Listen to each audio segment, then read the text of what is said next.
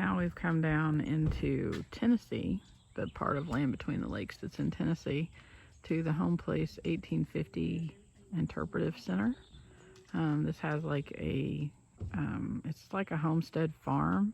It is really, really neat. We've been here before for a 4th of July celebration, and we really enjoyed it, so I'll take you along.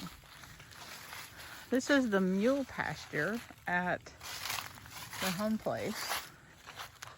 And out there is one of the mules. They've got 2 of them. One of them is named Dan, and I can't think of what the other one's name is.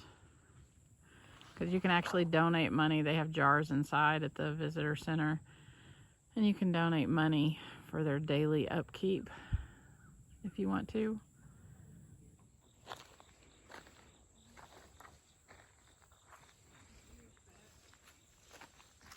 So this is the main house. This is called the double pen house at the Homeplace. And then this is the front yard. They've got a cornfield out there.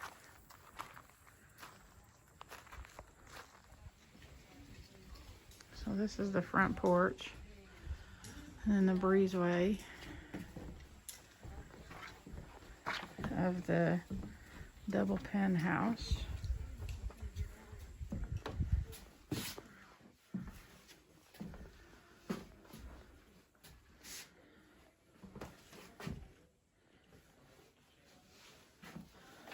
Here's the bed. And there's a little trundle bed underneath it. And these beds are like feather style mattresses. A little wash area in the corner. And then a little dining and kitchen area on this side.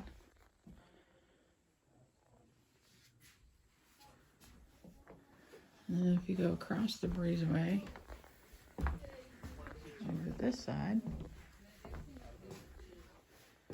you have another bed.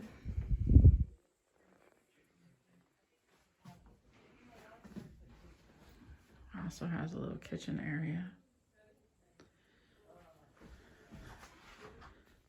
And a big spinning wheel.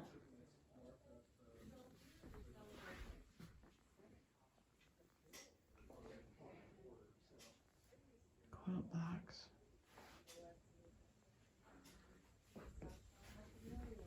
I like this little bonnet on this poster and a little raccoon hat on that one.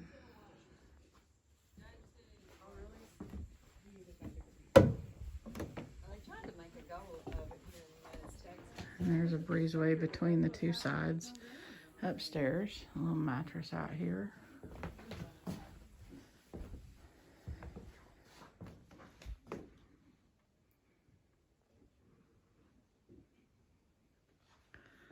A bed in the middle of the floor, rags everywhere. And various tools and things that they would have used back in the day.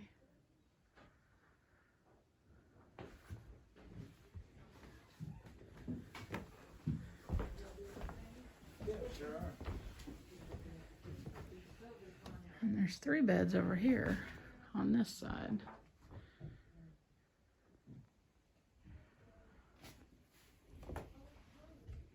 And amazingly enough, I think the weather today is like, I don't know, we're right around like 75, 80 degrees. And it is actually cool up here. I think it helps having that airflow come through between the 2 rooms. Check out this broom. Made with corn husk. You stick that down in the holes. See, like those 2 empty holes, and it makes a broom. How cool is that? So this area, this room is actually on the back of the house. And this is a kitchen area. So you have all kinds of dishes back here, cabinets, a pie safe, and then a table, and then the old, wow, look at that. Wouldn't you love to have one of those? How cool. Another pie safe. And a cabinet over here. And then there's to go to the upstairs, a ladder to get up there. This is on. This is hot. It has heat coming off of it.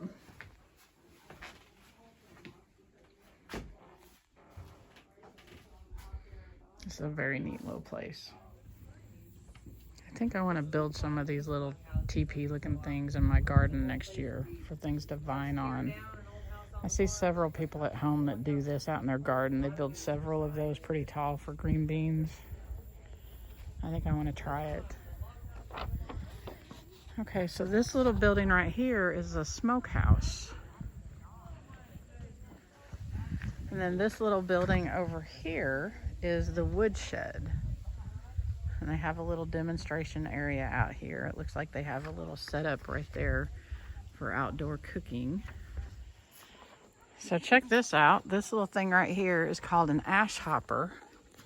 And the little instructions or whatever that paper is, it says that, let's see, the ash hopper was made from scrap pieces of board and used for soap making. The boards were placed in a V-shaped position to allow water to run through the center, which is, I guess, how they would get the potash or potash or whatever you call that, and it makes liquid lye. And then you mix that with lard and you can make soap. Very cool. They would just let rainwater run through it and then catch it on the bottom. Neat. Neat, neat, neat. So this building is the woodshed. Has a roof on it. Obviously they would put wood in here to keep it dry. And maybe they came in here and cut wood too, but the roof, like the roof is open. Not the roof. The roof is not open, but this whole area in the front is open, like through here, which would allow for good airflow for, you know, your wood to dry really well and not mildew or whatever. But the door to get in here is kind of small. Yeah. So I wanted to point out the roof of these. They're actual like wood shingles. The lady that is up there at the main house, she told us that the shingle roof that's on that building right there, they're actually going to replace it this coming up summer or in the spring, I think. Because when you go into the upstairs, you can see some holes in the roof. And they're going to put a new wood shingle roof on it, like this one. So they'll actually go out and cut the shingles and all of that stuff and bring them in and re-shingle the roof. So this is the vegetable garden. This is actually, there's the main house up there. And then you have this big area right here. And the vegetable garden is in the back.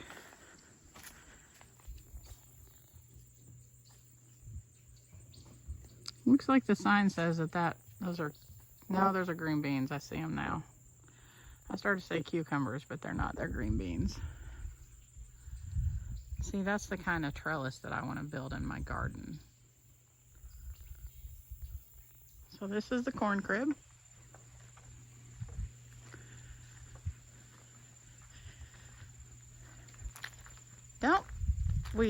Don't people make corn cribs to keep corn dry? That's what it's there, just to keep it dry and allow air to circulate through. So that's what is inside the corn crib right now. But having this door right here in the front, how does that keep it dry? Can't it just rain all inside there? Have you not seen between the logs here? There's no chinking or nothing between them. I know. That lets the air go through them.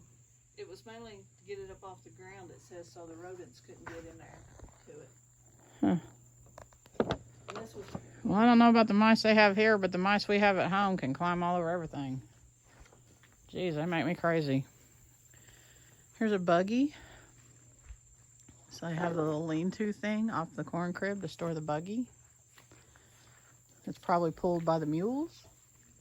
Over here is the garden crib. So calling it a crib, is it just like for storage? So they would probably store all their garden produce in here, like curing potatoes and stuff like that. So this building is the stock barn. Why are things so low out here? There's a sheep in there. Oh. Yes, this is a sheep barn. Look at you, you little sheep guy. Look at you. Hey. Can I pet you? Can I pet you? Yes. Oh, look at you. Look at you, you cute little sang. You're a cute guy. Yeah. Yeah. You're a cute guy. Are y'all just hanging out in here because it's cooler? It is cool in there. Good Lord. Y'all are some big sheep. I don't think they speak my language. This is the sheep barn. It consists of 2 larger crib stalls, subdivided into 2 smaller cribs and split in half by a breezeway. The loft is used for storage of hay. Okay. So here they've got some wool on the ground. They've probably had a sheep shearing. Over here, there's not anybody. Notice the swinging door on the outside of the loft to allowing for easy access when moving hay or straw. I'm telling you though, this whole design of having this breezeway between the 2 sides, this cools it off.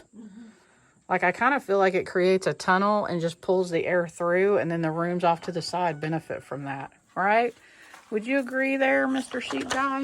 Huh? Would you agree with my assessment? Yeah? You're like, what are you doing? Okay, I'll leave you alone. So there's the swinging door outside the stock barn. They would store the hay up there. This is what Michelle said, because Michelle reads all the things. I do not. That's why I like traveling with Michelle, because she keeps me straight.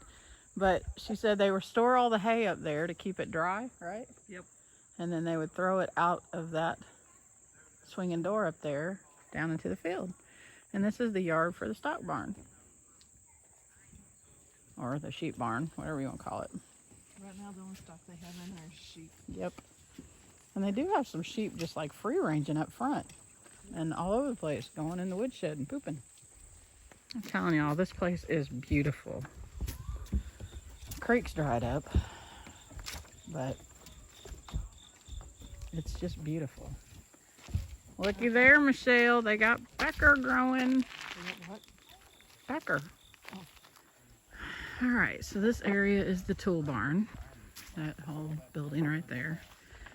We're gonna go investigate that. So it looks like they're working on the roof slats.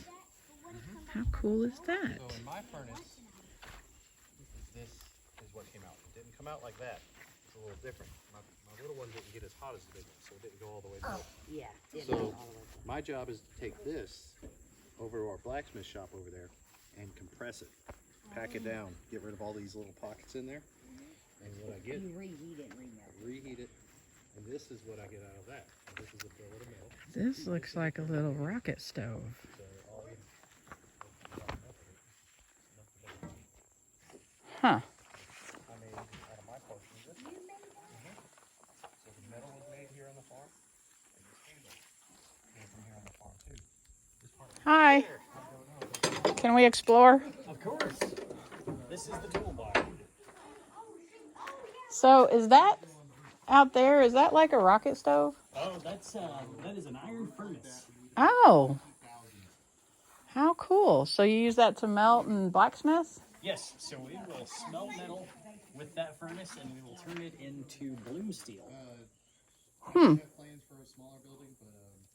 Very, very cool. Okay? So do you guys make actual tools out here? We do. In fact, we're working on some bow making right over there. Okay. The log with the notches in it? Yes. That was, that's used to demonstrate hewing, but we've got a beam that we're actually hewing out there by the hog thread. And that's going to go in the tilt. Cool. Cool, cool, cool. All right, so this is the tool barn. I don't know why all the doorways are so short. Like, that's maybe only 4.5, 5 foot.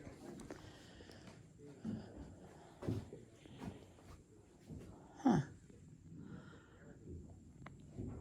There's some really cool stuff in here. Most of it, I have no idea what it is. But look at the little farm animals carved out in a little boat.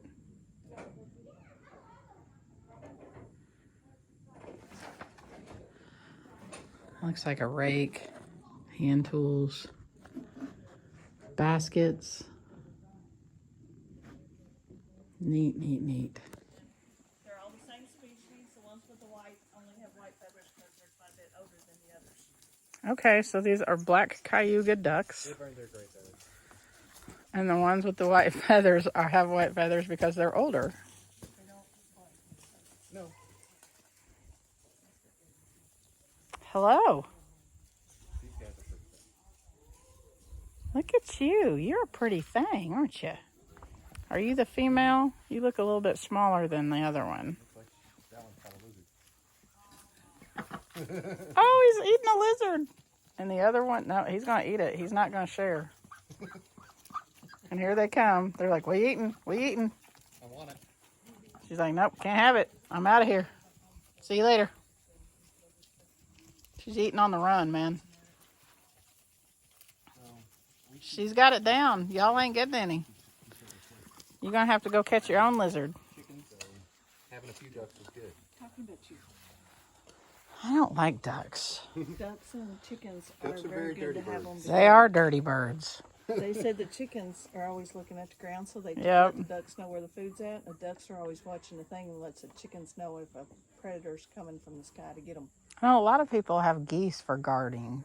Geese are really good about guarding, but I don't like geese either. Geese are mean. Yeah. And you thought she calls her turkeys terrorist. Yeah, I did have some blue slate turkeys, and they're in freezer camp now. I can't, they were awful. This is the hog pen. You know I'm loving this. Hi, piggies. Piggy, piggy, piggy, piggy, piggy.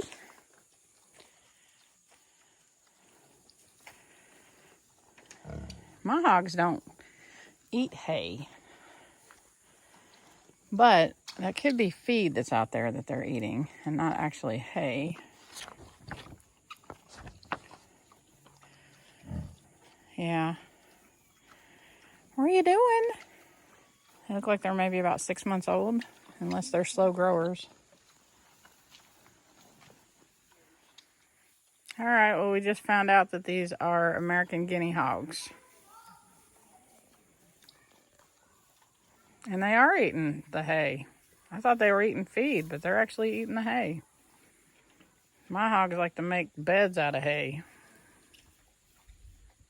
All right, so we're coming up on the tobacco barn. You see they've got a crop of tobacco out here in the field.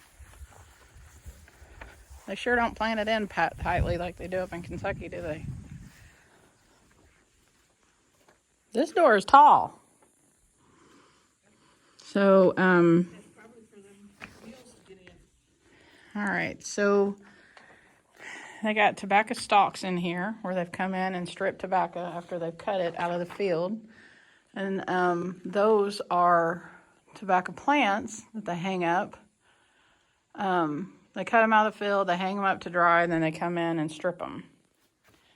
And then you have these that they hang up to dry longer. They tie them together. And I'm sure, man, this smells the tobacco smell in here is strong. I'm sure they use this for, like back in the day, it was probably mostly chewing tobacco, cigars. I'm sure they made cigarettes, but I think people mostly did chewing tobacco, didn't they? I think so. All right, so this is the chicken house. Nobody's in here right now, but they've got like little nesting boxes over there. And I have actually only seen one chicken on the property. But they're probably out. Oh, no, there's a bunch up there. I see them now. There's a big, pretty rooster.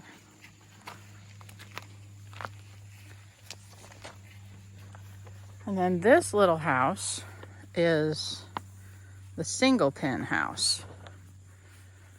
You got the blacksmith shop over there. Wait a minute. No, the single pen house and the ox barn is back there. And the blacksmith shop is out by the ox barn. Okay. And they've got a little garden out here for all you permaculture people. That is definitely zone 1, right?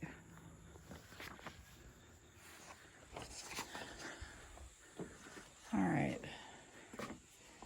There's a bunch of wool. Oh, wow. They actually have a loom in here. So there's stairs going to the upstairs, but that's closed off.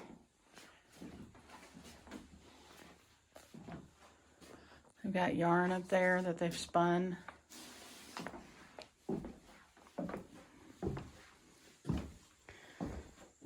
And then a little, well, I started to say kitchen area. I guess it is a little kitchen area, but I don't see a vent for the stove. There's some chicken babies. Oh my gosh. I think the sign inside said that these were Dominiques. They look like barred rocks.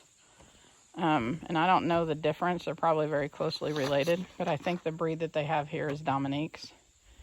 Look at that rooster. He's a pretty guy. And look, he's friendly. He's not like King. He's not trying to attack me. I should make King watch this video so he can learn how to be a good rooster. The kitchens were always added on the back side.